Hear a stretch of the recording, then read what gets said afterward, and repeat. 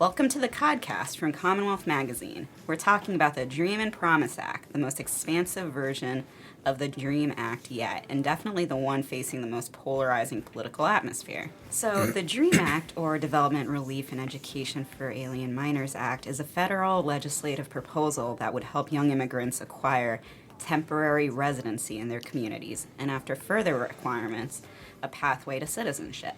This might sound familiar to some of our listeners because the first DREAM Act was actually proposed back in 2001. It's been reintroduced and failed to pass several times, but this time around, things may be different. My name is Sarah Betancourt of Commonwealth, and I'm joined by UMass Boston student and dreamer Estefany Pineda. Hello.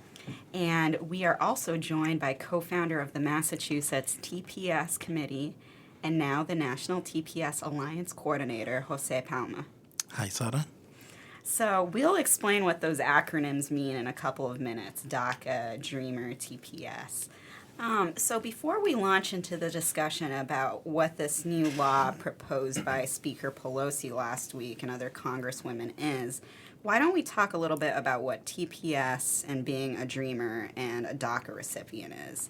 Estefany, would you mind walking us through what being a dreamer and having DACA is? I did not find out what my status was or what a status was until my senior year of high school. But now I know what being a dreamer is, or a DACA recipient. Well, it's very frustrating, and it's kind of living my life day by day. I think it also has given me the opportunity to at least be able to go to school. And so, what is DACA exactly? And do you know a little bit, or can you explain a little bit about how it came to be? I know it was a policy under President Obama around 2012. Yeah. How do people get DACA, and what kind of protected status does it provide for you? You're supposed to have been in the country. You're supposed to be under 16, I believe, from the time you came in the country, which is supposed to be in 2007. And in order to apply, you must be in school, working, and not have left the country. The application's $500, and so they check. It's a criminal background check before they approve you, and the protection lasts for 2 years. Mm-hmm. So I currently, I think I'm down 1 year, so I think I have a year left, and it provides me with a work permit, so I'm able to work, and then I also am able to get in-state tuition. Okay, and what was your country of origin, and I guess what kind of protected status or benefits are there for DACA? I come from El Salvador, and I think the protections there are, it's, again, you're able to work, you're able to go to school, and I first applied to it in 2016. And so every couple of years, do you have to pay the $500 fee again and reapply? Yeah, so a couple of months before your work permit card expires, you're supposed to go through the application process all over again and again pay the fee of $500. And so being a DACA recipient and a dreamer, are those pretty much the same thing, or just like the two words that describe the same kind of person? I think there are two words that describe the same type of person. A DACA recipient, I feel like it's my status, but then I feel like dreamer is kind of defines, even though I feel like there should be a different way of defining us soon, but I think that a dreamer is like, I feel like it defines more of what we're trying to do, which is accomplish our dreams and accomplish what we came here to do. And so, Jose, can you walk us through what TPS is, temporary protected status? Absolutely. And, thank you for inviting me to be here. And I think, when I hear the conversation about DREAM Act and DACA, I can relate to that because when I actually started organizing for the DREAM Act in 2009, but today I will talk about TPS. Temporary Protective Status is a program that is given to people that come from countries that suffer natural disaster or are in the middle of a civil war, or is not safe for people that are living in the U.S. to go back to those countries. So, for example, people from Honduras and Nicaragua were given TPS during the Hurricane Mitch destroyed those countries.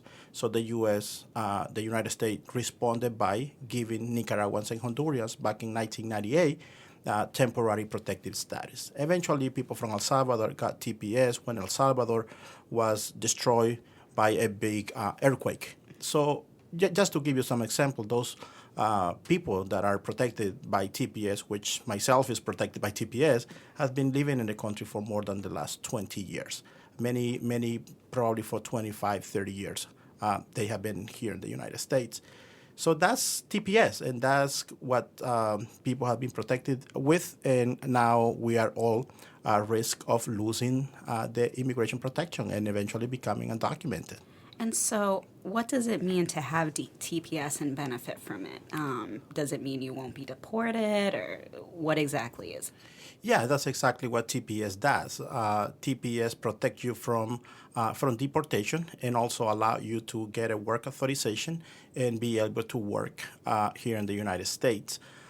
Also bring you some other responsibilities, like, you have to do your taxes, you have to go into background check every year and a half when you are renewing TPS, but also is an opportunity for many of us to be able to get a driver license, to get a Social Security, and also for some of us that are really looking forward to achieve our dreams when it comes to higher education, also to go to college, even though we don't qualify for any loans or things like that, but at least allow you to pay the in-state tuition. So as I will call it, TPS is something that opened the door to many opportunities. Even though there are some restrictions, for example, we can travel abroad, we have to be in the United States, we have to pay for the renewal process every year and a half, which is about $485 every year and a half. You have to go through background checks every year and a half. So really, when we talk about people with TPS, are people that are being kind of like complying with all the requirements in order to keep that, that protection.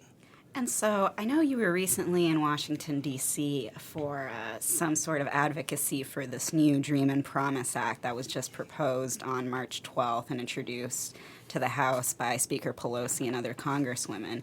Can you tell us a little bit about your experience in advocacy whenever you were down there and what you were doing? Yeah, absolutely. A few days before the legislation was introduced, I actually testified in front of the Judiciary Committee and providing some reasons why TPS should be continued, and not only continue, why TPS should be transformed into permanent residency. So I was able to share my story in front of the Judiciary Committee and also answer some questions they had to kind of like understand who the TPS community is, what the TPS community is doing here in the United States, and why we should be given the opportunity to apply for permanent residence. Mm-hmm. So it was quite a experience. It was a big responsibility because I was the privileged one to be in front of the Congress people, but I was also very clear that I was representing close to 450,000 families across the country, and not only people from El Salvador, but also people from Nicaragua, Honduras, Nepal, Haiti, because at the end of the day, we are a family that are at risk of losing our immigration status, and it was a big responsibility for me to make sure those stories were brought to that chamber. All right. So, Estefany, you had your own D.C. experience recently as a guest of Congresswoman Ayanna Pressley at the State of the Union. What was that like for you, and did you have any similar, experiences and feelings of representation that Jose brought to the table a couple minutes ago? With the Congresswoman, I felt, to say protected, like under her wing, to say it like that when I was over there, because she has the same mindset that I do, and then a mindset to protect me and my family. So throughout the day, we went to different press conferences, and they asked me questions, and then I maintained positivity for what was going to happen during the State of the Union speech. And then she was able to give me hope and to also reaffirm that my story mattered, that I matter, that my family matters. And unfortunately, obviously, the speech wasn't favorable to me or to my family, but I felt like just being there, like just representing DACA recipients, representing my family as well, was enough for me to just at least say something. So I've said before, I didn't have to say anything in order to that night make a change, to say I'm here, I matter, And the fact that I'm here means a lot, that I'm at the State of the Union, that a dreamer, like a DACA recipient, can be at the State of the Union. And so when you were there in D.C., were you able to tell your personal story and your family story? And can you tell us a little bit about it here on Codcast? So during the press conferences that I did with the Congresswoman, I was able to share a little bit of my story. So my mother is a TPS holder, and she's been here since 2001, if I'm not mistaken. She's worked for me and my sisters. She's worked hard to give us what we need, what we couldn't have where we come from. And then I came here when I was 9 years old. It was a very difficult process, to say it like that. But I came here very young. So then, while I love El Salvador, is my home country, it will always be the place that I come from. I feel like the place that I know now is here. And so thinking that I would have to change my life all over again is just something that I can't even imagine. But I feel like I've been blessed throughout my life here in this country because I've been able to go to one of the best high schools in Boston. I am now in college. I'm halfway through getting my BA. And I feel like there's so much more that I can do. There's so much more that I want to do here. And you go to UMass Boston? Correct. I'm an international relations major. Oh, wow. And so, sorry, I have a frog in my throat. So DACA has been in the news in the past couple of years after Attorney General Jeff Sessions and Trump decided to rescind the 2012 program. He went as far as to call the program unconstitutional. Now, this issue is really relevant to Massachusetts because we have 13,000 Dreamers here who are eligible for the status in the state but aren't enrolled because the program ended. There's another 59 beneficiaries like Estefany. And for TPS holders, I believe there's about 12,000 people in Massachusetts who have TPS. So in the past year and a half, I guess, Jose, starting with you, what experiences have you felt or what changes have you seen since, I guess, the Trump administration started adjusting policies? What have you felt in your own lives that have changed? Yeah, absolutely. I can tell you. And I think, I would like to start by telling you, how long I have been living in the United States. Yeah, in my case, I have been here for the last 20 years. I came when I was 22. I have grown my family. I have 4 U.S. citizen kids. One is 18, one girl 14, a 3.5 baby boy, and a 7-month-old girl. So there is a lot also that I have done here in Massachusetts, not only from working but also contributing to the places where I live, including some time as a soccer coach, volunteering in some other nonprofit organizations where I live, and in helping in different other ways. But in 2017, when we learned that people from Haiti were told you have 6 months to leave the country, people from El Salvador and some other countries with TPS, we knew that news was coming for us too. So, we decided to get organized, and that's when we actually started this group that is called the National TPS Alliance, which is the one that has grown from 2017 to now to have about 60 different groups across the country. We have, groups working in 27 states at this specific moment. And also it was 2017 when many of us, when we knew the news, instead of getting quiet and nervous, we got organized. And that's how, I co-founded the group that is called the Massachusetts TPS Committee, which is a group of TPS recipients taking the lead and moving the legislation forward. So from 2017 to now, I can tell you that it has been very like a roller coaster trip.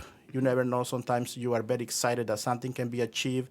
There is another moment that you feel sad that you don't know exactly what's going to happen. But something that many of us have clear is that we have roots in our communities where we live here. We also know that there are people that, appreciate what we bring to the communities where we live. And we also believe that if we get organized and enough support, we can continue living in the country. But for sure, this has been kind of like a big nightmare for people like myself that are really looking to live here, but the president at this specific moment is really showing his I think it's nothing to say that he has been showing racism in so many other different ways. Now, TPS and DACA have seemed to be used as a political bargaining chip on so many issues. And this new legislation sort of hits the reset button. And not only is it a DREAM Act that helps DACA recipients, but additionally, it helps TPS recipients. Can either of you tell me a little bit about what you've learned about the Promise Act so far and what your thoughts are? Stephanie, you want to go first? There you go. Okay. I can tell you that, I feel that what is going on right now is an achievement from community organizations that have been working so hard, and from DREAM Act recipients who have been willing to share their stories, from TPS recipients that instead of getting quiet are getting a little more even noisy and talking about our contribution to this country.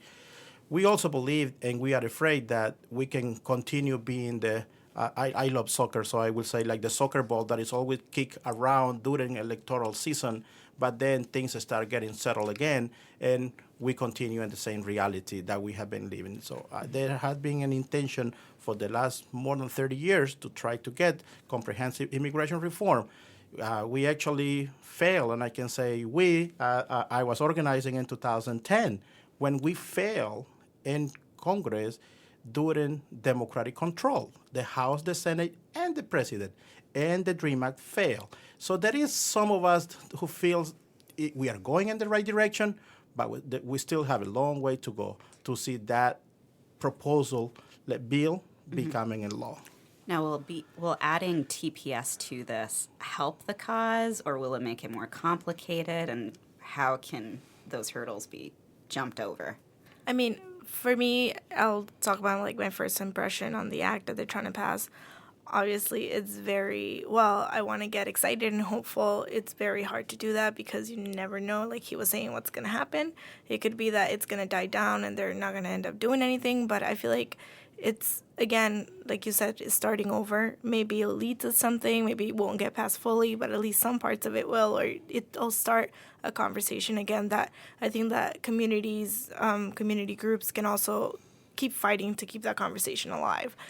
But I think that, like you were saying, adding TPS, just because TPS holders are kind of looked as less than dreamers, I would say, or DACA recipients, just because they're the older generation. But I've had conversations before with other dreamers that are talking this way. Dreamers, the real dreamers, the first dreamers are our parents. For me, the real dreamer is my parent. My parent was the first one that came here. I'm here because of my parents. So then I feel like it is going to make it more difficult just because dreamers are seen, or DACA recipients are seen as like the younger people, like the people that have more to give. Like the TPS holders are older, so they're like done in a way, that's how they say. So it might make it more difficult. But I feel like unlike other acts that have been tried to get passed, I feel like this includes families. This is more like a family act because it's not just about DACA or TPS. It includes both. Yeah, I notice it's sort of, there's a description of families as multi-status families. Some parents having TPS, some kids having DACA. So under the legislation, just to give it a little context, TPS and other recipients who've had their status as of September 25th, 2016, could seek permanent residency as long as they've lived in the United States for 3 years. And there are some other additions to the bill, like, for instance, assistance with financial aid, acquiring in-state tuition, and helping people not have some of their background information from applying to DACA or TPS be provided to the Department of Homeland Security. Jose, I was wondering, do you have any thoughts on if this legislation has a possibility of passing? I know you had mentioned in 2010 it just failed.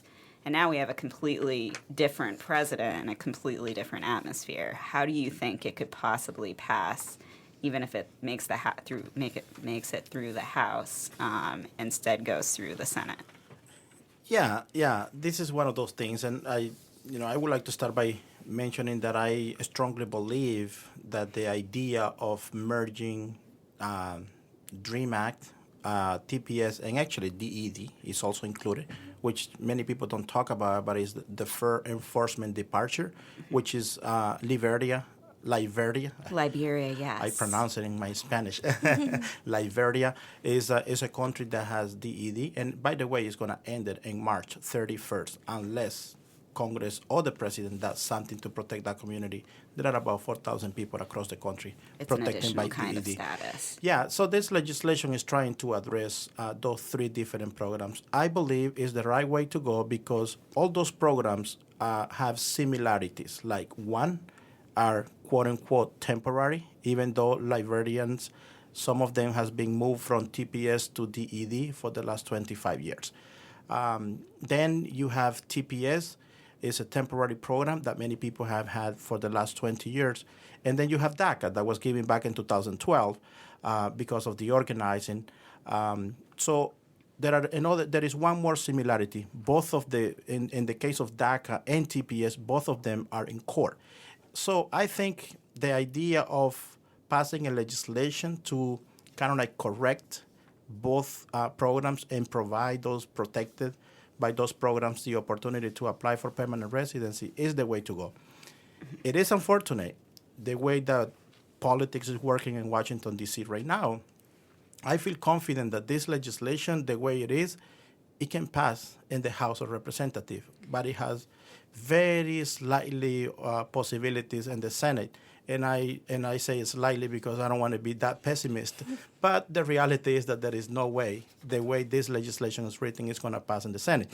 Unless people really think about the humanity and the contribution of people protected by TPS and DACA, and they put the political parties to the side and really focus on the humanity of people that are protected. If they do that, they may find a way to move it into the legislation. What's going to happen with the president? You know, I have been asked, what do you think about the president? I said, let's get it through the Congress, and then we will see what the president will do.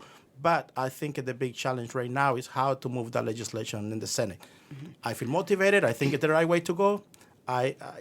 We need to do a lot of more work to make it reality. And so in the past, the former versions of the DREAM Act, the very first one was actually introduced by Orrin Hatch, who was a Republican. It was actually a bipartisan effort, and it's become quite politicized over the past 18 years. Recently, the Republican made some comments saying that, it's an important issue, and I think it was to USA Today, and that it would be something they would assess, not committing to actually vote either way or to even vote. So I know you had mentioned, Jose, some of the federal court situations and even potential for Supreme Court involvement on a couple of these issues. In February, the Department of Homeland Security said it would comply with a federal court order to extend TPS to January 2020. What does this mean for the 250,000 immigrants facing deportation? And Estefany, we'll also get to DACA because there's also those deadlines as well. Yeah. So since the beginning of the National TPS Alliance, we always thought to, try to protect our community in a few different ways. The permanent protections can be provided only by Congress. We need to pass a legislation to provide permanent protection for people with TPS, and in this case also for DACA, but for TPS specifically. So we decided that, to sue the government because we thought that the motivation to end TPS was not that our countries are so great that we can go back, and instead there are some other, including racism, was one of the reasons why we decided to introduce this lawsuit in San Francisco. At least right now we are protected all the way down to January 2nd. It's protected Nicaragua, Salvadorians, Sudanese, and Haitians. Yes. And now, because of the second lawsuit that we actually introduced a few weeks ago in San Francisco, the government has agreed to also protect Nepalese and Hondurans right now. So now all 6 countries are kind of like playing with the same deadline. So everyone is protected all the way down to January 2nd. I think it just provides a little bit of air to breathe a little bit more, but we also continue understanding that this is urgent. Congress should act as soon as possible to avoid an emergency that can happen, a real emergency that can happen with our families. And that's why we are taking in the right, we feel that it came in the right moment, but we still need to continue working because there are some of the consequences that are happening because of the whole roller coaster trip that people with TPS are going on right now. And Estefany, what kind of urgency do you feel for DACA recipients? Like I've said before, I feel like it's very difficult, and I just want those who are able to impact legislation to think that I cannot keep living my life on a date. Like on this certain date, my status is going to end. So it's like, what is going to happen after I graduate from college in 2 years? It's like, am I going to be able to get a job with that degree? So I feel like there's an urgency for me to be able to live my life in a way that I can see far into the future instead of living my life 2 years at a time. And what would happen if DACA ended at a date for you? The next day, you wake up, and would you be losing a social security number, or what kind of impact would it have on you immediately? Immediately, I feel like it's happened to my sister. She wants to move from the job that she's in right now, but she can't because she was not able to get her work authorization card. So if my status expires, am I going to be able to continue working? Again, I'm in school, and as I get older, I can't only rely on my parents to provide for me. I have to be able to provide for myself. So if my status ends on a certain date, it's, again, what am I going to do now because I need an authorization card to work? I guess for each of you, what is your last-minute pitch for why people in Massachusetts should care about this? And what kind of prospect do you see in the near future for getting this, not just through the House, but also the Senate, as we conclude? I would guess my pitch would be Dreamers and TPS holders, and DED holders, they walk right next to you. We go to school with your children. We're no different. We work the same. We want to accomplish the same. Just see us as people. We're not a status. We're not a piece of paper. We're people. So I think that would be my pitch. Think of us again, the humanitarian part of it. I'm a human. You're a human. Just let's watch out for each other. Let's be that type of community, not a community that puts me or someone else down because of a piece of paper or a status. Yeah, and I think, I will definitely ask everyone to see people, like Estefany said, from the humanitarian part, and also to see the contribution that this community has been putting in the communities where we live, not only from the economic side, but also on the social side. Many TPS recipients are part of your church. Many TPS recipients and DACA recipients are taking care of your grandparents. In many nursing homes, I know Haitians work a lot on nursing homes. I know many TPS recipients are cleaning your yards during the summer, making your house looks beautiful. And many are taking care of your children. Also, there are TPS recipients taking care of the hospitals where you go. So I think people really need to see the contribution and how these communities are inserted in the communities where we live, instead of seeing it from the political point of view or from the political sides that people are part of. In order to find a solution, Democrats and Republicans will need to come together to find a permanent solution. And so this act is on everyone's radar. It's the Dream and Promise Act. There was a huge press conference yesterday in front of the J.F. Kennedy Federal Building in Boston, in which immigration reform advocates and Representative Catherine Clark, Jim McGovern, Senator Ed Markey, and Mayor Marty Walsh all spoke in favor of the Dream and Promise Act. And I guess right now it will be up to the Senate and Congress to make the next steps before these deadlines. I'm Sarah Betancourt with Commonwealth Magazine, and I'm here with Jose Palma and Estefany Pineda. Thank you so much for joining us. Thank you. Thank you for inviting me.